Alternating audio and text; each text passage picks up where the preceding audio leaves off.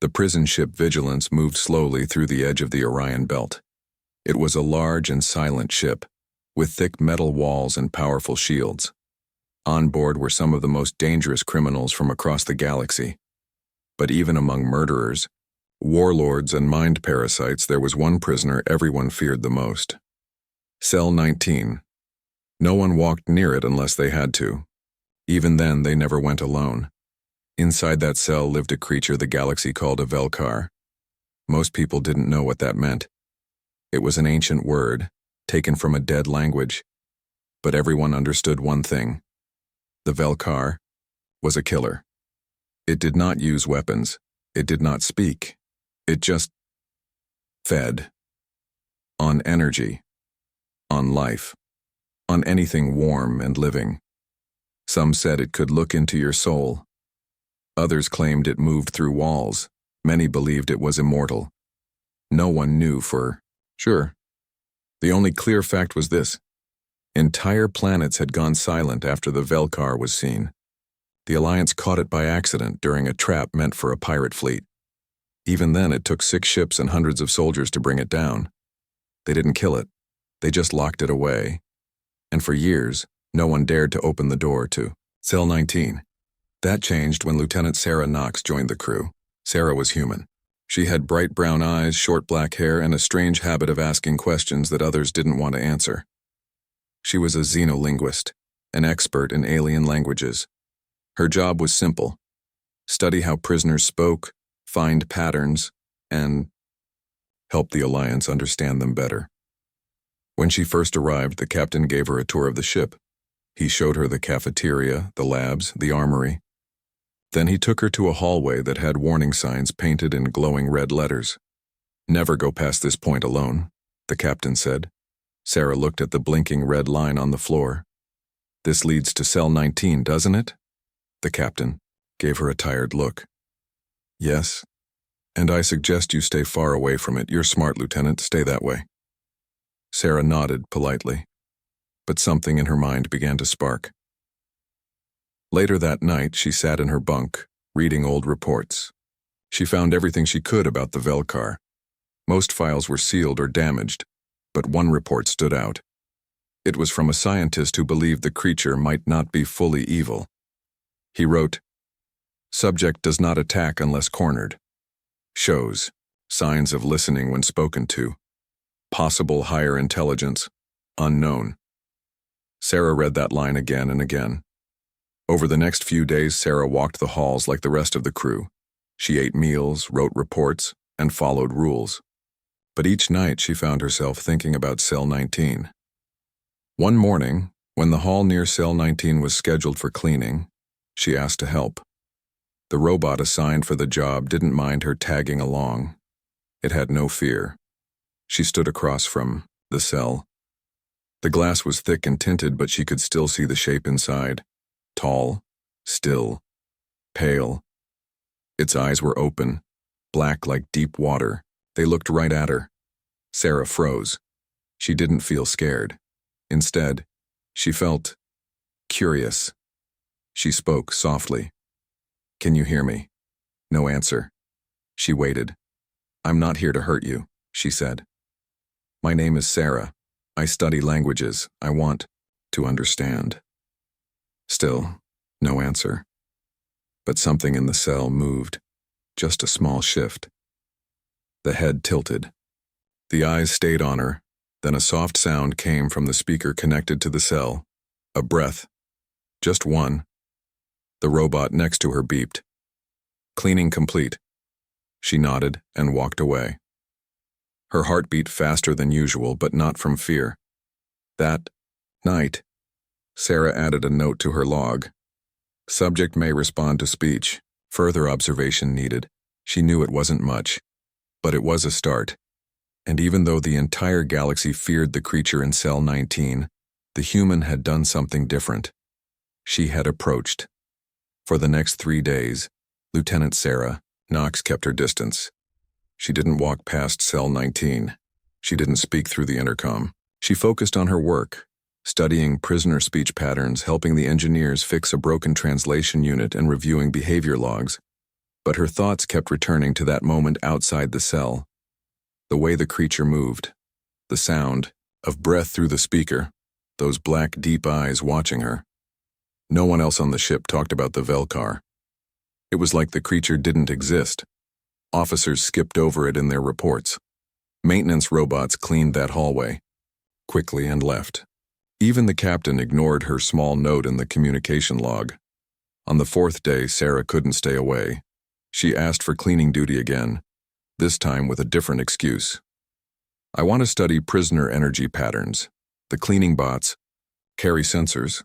I can collect data at the same time. The captain looked at her carefully. You're thinking about cell 19 again. She didn't lie. Yes, sir, I am. He sighed. Just stay outside the red line. No talking. No games. I understand, she said. But when Sarah stood in front of the thick glass once more, she couldn't help herself. The Velcar was still there.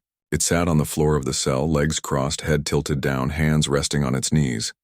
It looked like a statue carved from pale stone. She didn't speak this time. Not yet. Instead, she sat down on the other side of the glass, back against the cold metal wall, and she waited. Minutes passed. She watched the small movements, the way the Velcar's fingers twitched, the way its chest rose slowly with each breath. It wasn't a monster like the stories said. It was calm, controlled. After 20 minutes, she stood up and left. The next day, she came back. Sat again. Silent.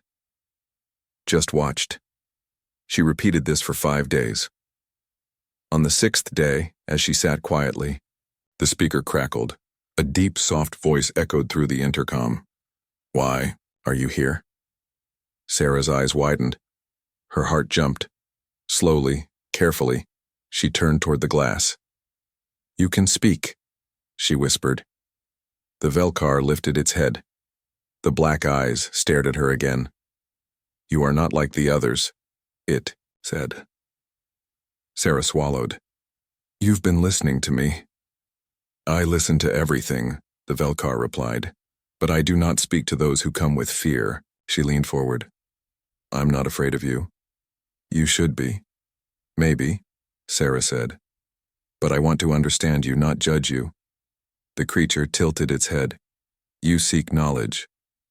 I do, she answered. Do you have a name? There was a long silence. Then, Tsaelkar. Sarah repeated it gently. Tsaelkar. Thank you.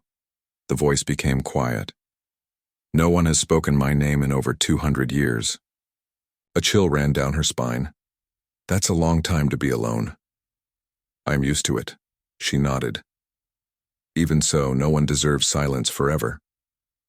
The next day, she submitted a private report to the Alliance Science Branch. It included her conversations with Tsaelkar, transcribed word for word. She didn't share it with the ship's command yet. She wanted more proof, more time. She started visiting twice a day. They talked about simple things at first, words, meanings, language. Tsaelkar spoke with a slow, thoughtful voice. He asked questions too, about Earth, about music, about laughter. Sarah brought recordings, old Earth songs, poems, short stories. She read them aloud while sitting near the cell. Tsaelkar never interrupted, but he listened to every word. The crew began to notice. One day, Officer Tren, a tall reptilian alien, approached her in the dining hall. You spend too much time near the darkness, he warned. It will bite you eventually. Sarah met his gaze calmly. Or maybe it just wants to be seen. Tren hissed quietly, but said nothing more. Soon, rumors spread. Some crew members believed Sarah was under the creature's control. Others thought she was trying to earn a promotion. A few were just curious, but no one dared to join her. Only the ship's AI spoke up once, during her evening log. Lieutenant Knox, you are creating unusual activity in Cell 19. Would you like me to file a security alert? No, she replied. This is a research mission. Just keep recording. And it did. Tasailkar's words, his voice, his questions, all were saved, quietly, secretly. Sarah didn't know what the Alliance would do if they found out, but she knew one thing for sure. She had started something no other being had tried in hundreds of years. She was making contact. Lieutenant Sarah Knox sat in the observation room again, just across from cell 19. By now she knew every inch of this hallway, the soft hum of the lights, the way the floor vibrated when power systems switched, and the faint crackle that came from the cell's speaker just before Tasailkar spoke. This time, he didn't wait long. "You returned," the deep voice echoed softly. "I said I would," Sarah replied, smiling slightly. "I brought something new." She held up a small device. With a gentle tap, music played. It was an old Earth melody, slow, warm, played by strings. Tasailkar was silent at first. Then he said, "This sound. It is sad, yet beautiful." "It's called a violin," she explained. "This song is over 500 years old. A human made it when he missed someone. I know that feeling," Tasailkar said. "I have Missy," said many. Sarah listened in silence. After a moment, he continued. "Why do you bring me these things?" "I want to know you," she said softly. "And I want you to know us." "Us?" "Humans." Tasailkar was quiet for a long time. Then, in a voice filled with something close to sorrow, he said, "Humans are new to the stars, and yet you are brave. You walk into danger like it is your home." "We call that curiosity," she said. "Others call it foolishness.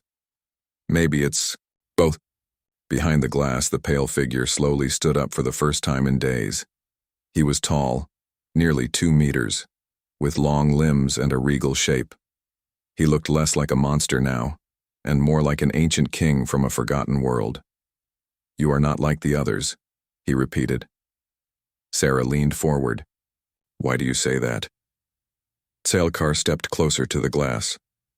For a brief second, the lights above flickered. Sarah didn't move. "Most beings," he said, "see me as a weapon, a danger. They stare with fear. You stare with hope. I believe in second chances," she said.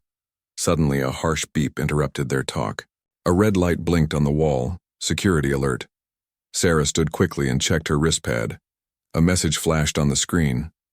"Lieutenant Knox, report to command room immediately." "Captain Reen." Tasailkar's voice was calm. No." She looked up. "What do you mean?" "They've been watching, listening. The Alliance always watches." Sarah didn't answer. She turned and ran toward the command deck. The captain's face was tight with anger when she entered. "Lieutenant Knox," he said coldly, "we have monitored your visits to Cell 19, and we have recordings." Sarah stood straight. "Yes, sir, I kept logs. I planned to report to the Science Council. You broke protocol. That creature is classified as high threat." "It spoke, sir," she said firmly. "It understands language. It thinks. It remembers. We can learn." "We are not here to learn," Captain Reen said sharply. "We are here to keep that thing locked up until the Alliance decides what to do with it. And now, because of you, we may have a diplomatic mess." Sarah clenched her fists. "With all due respect, sir, he has not shown aggression. He's been peaceful." "He's dangerous, Knox." "So is ignorance," she replied. The captain glared at her. "You are removed from your current post. You will not return to that hallway. Is that clear?" Sarah felt her heart sink, but she nodded. "Yes, sir." The next morning, Sarah sat alone in the ship's small library. She stared at the silent walls, thinking about Tasailkar. A soft beep came from her pad. A message. No sender name, just 3 words, "Do not stop," she smiled. Somehow she knew it was him. Later that night, a quiet alarm echoed through the lower decks. The crew rushed to emergency posts, but there was no fire, no power failure. It was Cell 19. Its energy readings had dropped suddenly, then spiked. Sarah ran through the halls, pushing past guards.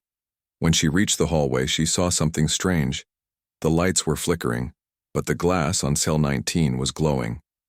Scifi stood inside, arms raised slightly, eyes closed. The guards aimed. "Their weapons, wait," Sarah shouted. "He's not attacking." The captain arrived seconds later. "What's going on here?" Scifi opened his eyes. The glow faded. "I reached out," he said. "I wanted to know if your people would speak, and one of you did." The guards looked confused. Sarah stepped forward. "He's not just a prisoner, he's trying to connect." Captain Reen stared at the creature, then at Sarah. "This changes nothing," he said. "Put extra security on cell 19. But as he turned to leave, Scifi spoke once more. "This is only the beginning." Lieutenant Sarah Knox sat alone in the quiet corner of the ship's research lab. Her uniform badge had been removed. She was now listed as on suspension. But she didn't care. Her thoughts stayed on one thing, Scifi.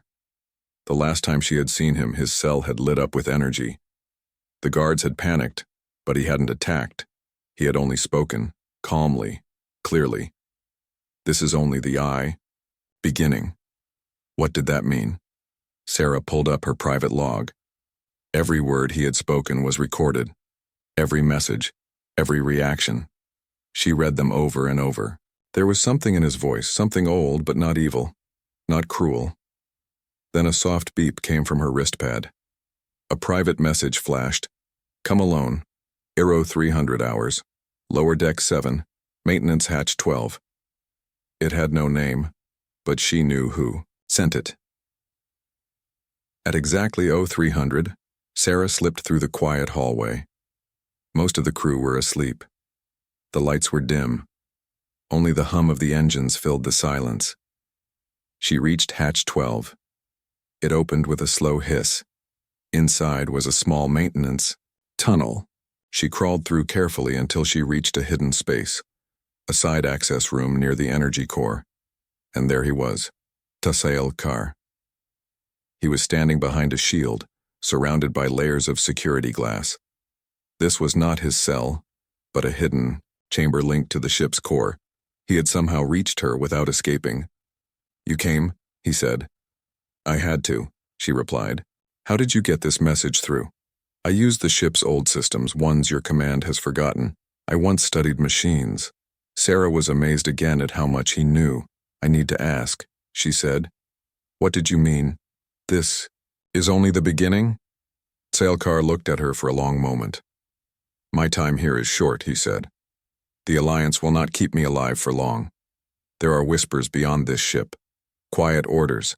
They want me gone." Sarah's eyes widened. "But you've done nothing wrong." "They fear what they do not understand," he said. "It is their way." She stepped closer to the glass.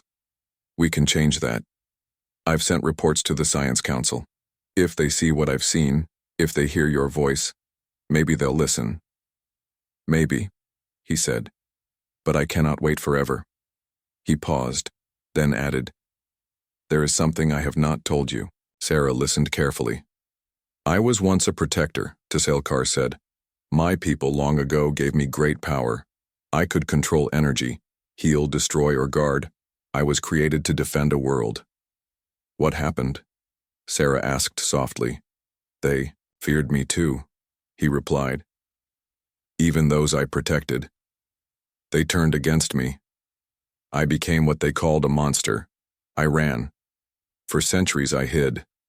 Then the Alliance found me." Sarah felt a deep sadness in her chest.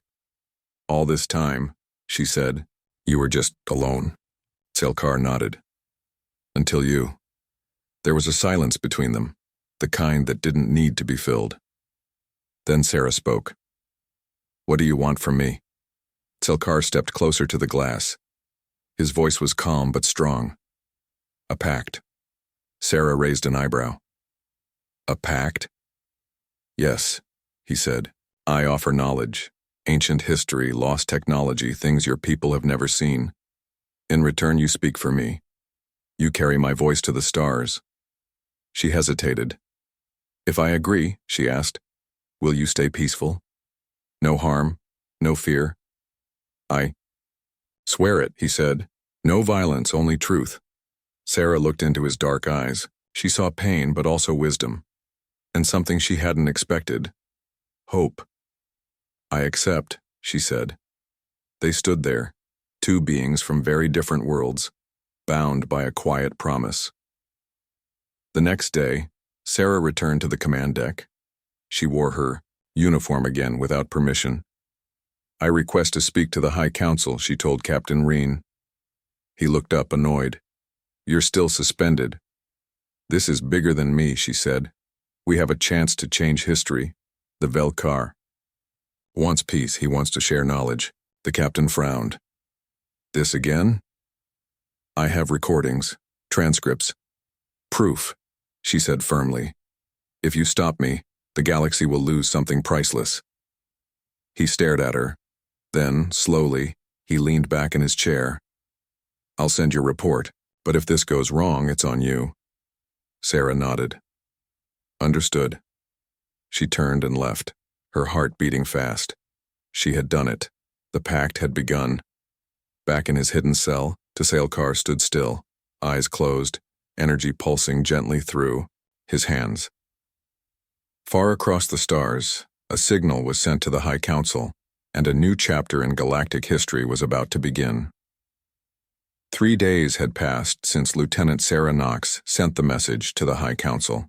She had shared everything. Recordings of her conversations with Tsailkar, detailed reports and even energy readings that proved he had stayed peaceful. She waited each day, hoping for a response.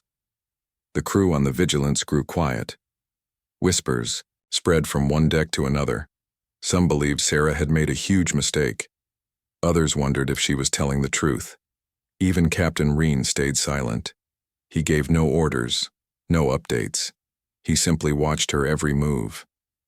But Sarah didn't stop. Visiting Tsailkar, she still spoke with him, still asked questions, still learned. We are close, she told him one night. I believe the council will want to meet you. Tsailkar nodded. Perhaps, but not all voices in power want peace. Sarah frowned. What do you mean?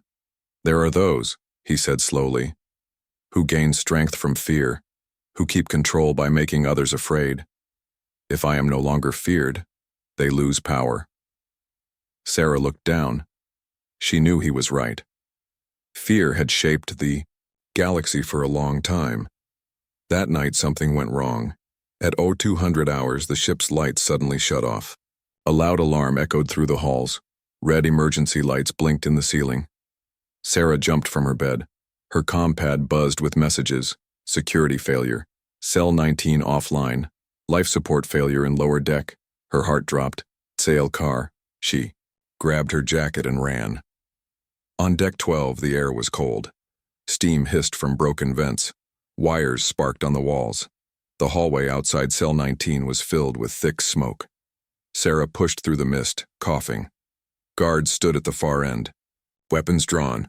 Don't go in there, one shouted. But Sarah kept going. She reached the cell and froze. The glass wall had cracks in it. The energy field was gone. Inside, Tsailkar knelt on the floor, weak. His hands glowed faintly, as if he were holding back something dangerous.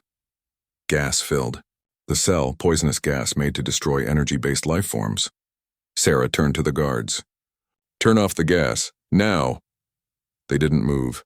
Then she saw it. One of the guards tapped a hidden control pad on his wrist.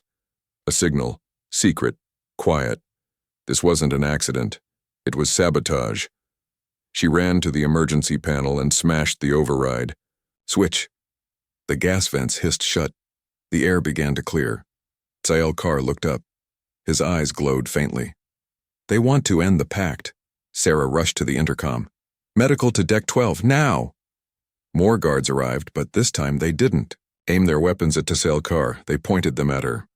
Lieutenant Knox once said coldly, You are under arrest for interfering with a high-risk security operation.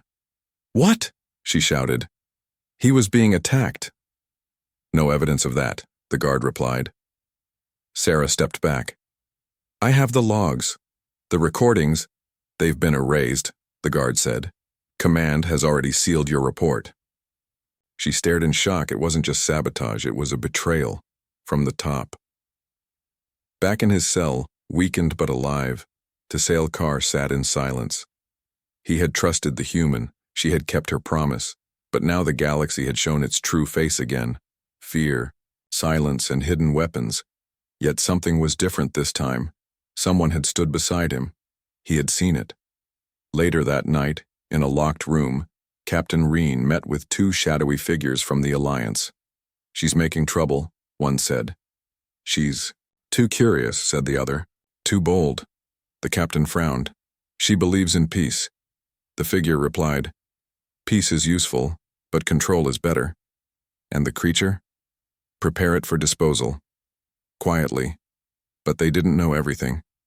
Far above the ship, in a distant Alliance data station, Sarah's original message had been backed up by the ship's AI. One clean copy. Safe. Waiting. And soon, someone else would see it. Someone powerful. Sarah sat in the small holding room, hands cuffed, eyes tired but steady. She didn't regret anything. Not the visits, not the music, not the trust. She had done what no one else dared to do. She had reached out. And in the darkness, the vampire alien had not bitten. He had listened. Lieutenant Sarah Knox sat alone in a cold gray cell. It was small, barely big enough for a bed and a chair. Her wrists still carried the red marks from the tight security cuffs. She hadn't spoken to anyone in hours, but she wasn't afraid. She was thinking. Thinking about Scifi. Thinking about the pact. Thinking about how the Alliance had chosen fear instead of truth. The door finally opened with a loud hiss. Captain Reen stepped inside. His face showed no emotion. "You're being transferred to Earth," he said. "You'll face charges for breaking protocol and disobeying orders." Sarah stood up calmly. "For trying to stop murder, you mean?" Reen didn't respond. "You knew about the gas," she added. "You let it happen." His jaw tightened. "This isn't about right or wrong. It's about stability. That creature is too dangerous, the Council agrees." "I sent the report," she said. "They'll see the truth." Reen shook his head. "Your report never reached them." Sarah narrowed her eyes. "You deleted it." He didn't deny it. She took a deep breath. "Then I'll make another and another. I'll tell everyone." Reen turned and walked to the door. "You'll be off this ship in 6 hours. Enjoy the silence while it lasts." The door shut behind him. Sarah sat back down. She smiled, just a little, because she knew something he didn't. The AI had saved. A backup. Far away on a space station near Mars, an Alliance science officer named Dr. Yelna received a strange message. It came from the Vigilance's AI, tagged as urgent and protected. She opened it, and what she saw made her freeze. Audio logs, video files, energy readings, a human voice, an alien voice, Scifi and Sarah, a peaceful conversation, a plea for understanding, and proof that someone had tried to hide it. She tapped a button on her console. "This is Dr. Yelna.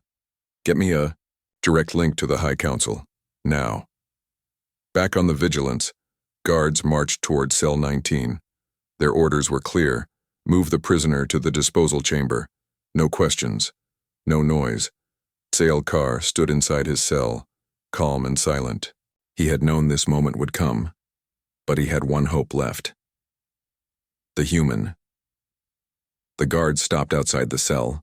One tapped a code into the wall panel. The cell began to open. A low sound filled the hallway. A soft hum. Energy, alive and growing. But then, a loud alarm blared. "New orders from High Council. Stop transfer. Prisoner is not to be moved." The guards froze. One spoke into his communicator. "Repeat that?" The voice came again. "Do not touch the prisoner. Immediate review. Ordered by Council." Inside the cell, Scifi opened his eyes. He smiled. Hours later, Sarah was brought to the command room. This time, she wasn't in cuffs. Captain Reen looked tense. A large screen showed the symbol of the High Council. Dr. Yelna's face appeared on the screen. "Lieutenant Knox," she said, "your report reached us, and we've seen the proof." Sarah nodded. "Thank you." Dr. Yelna turned to the captain. "We are deeply concerned about the actions taken on your ship. There will be an investigation." Reen said nothing. Sarah stepped forward. "Scifi has offered knowledge, peace, a second chance. I ask the council to let him speak directly." The screen went quiet for a moment. Then a reply came. "Approved." The next day, the observation room was full. Officers, scientists, and high-ranking leaders from the Alliance had joined the live feed. Cameras pointed at Cell 19. Sarah stood at the front, and inside the cell, Scifi waited. The glass wall opened slowly, just enough for his voice to carry clearly. He stepped forward, standing tall. "I am Scifi," he said. "I was made long ago to protect, not to destroy. But your people locked me away." He paused. Now, one voice has changed that. A human who asked questions, who listened. He looked at Sarah. "I offer you knowledge from before your stars were born.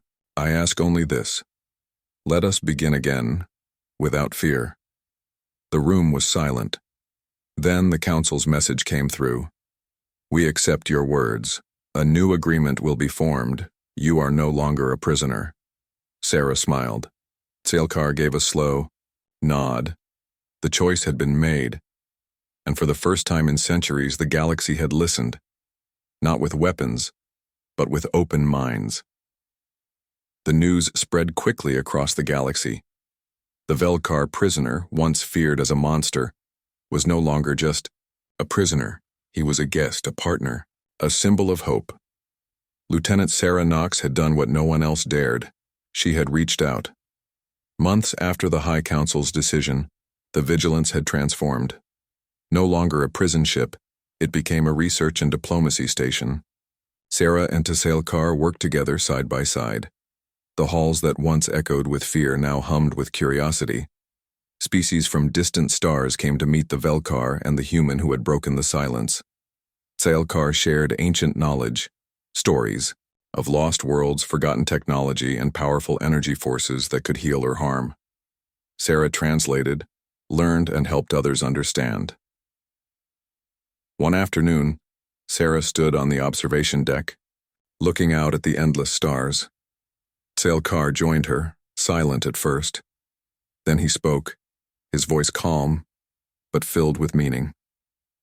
"Humans are strange," he said. "You see darkness and reach toward the light." Sarah smiled. "Maybe it's because we believe every story can change." He looked at her carefully. "You risked everything for me." "Not just for you," Sarah said, "for what we could become." But not everyone was happy. Some in the Alliance saw this change as a threat. A few powerful leaders whispered behind closed doors. "Trusting a Velkar is madness," one said. "It will bring destruction." Sarah knew this fear was real, but she also knew that fear was the enemy. "Change is never easy," she told Scifi, "but it is necessary." He nodded. "Then we must be patient." One day, during a major council meeting held on the station, a loud alarm sounded. A small fleet of warships appeared on the sensors, Alliance loyalists who wanted to take back control by force. Panic spread, but Sarah stood firm. "Scifi," she said, "what can we do?"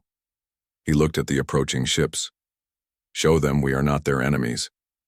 Using his ancient power, Scifi created a brilliant display of energy in space, a peaceful signal of strength and calm. The warships paused. Their commanders hesitated. Sarah sent a message to the fleet's leader. "We seek peace, not war." Slowly, the ships retreated. After that day, something changed. More species began to visit the station, hoping to understand the Velkar and the human who dared to listen. Sarah and Scifi formed a team, a group dedicated to peace, knowledge, and trust.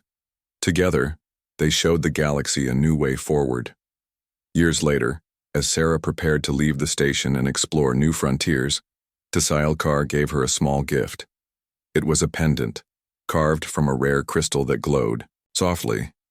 "For the light you bring," he said. Sarah smiled, touched. "Thank you," she whispered. As she looked back at the stars one last time, she knew this was only the beginning. Because sometimes all it takes is one human to do the unexpected.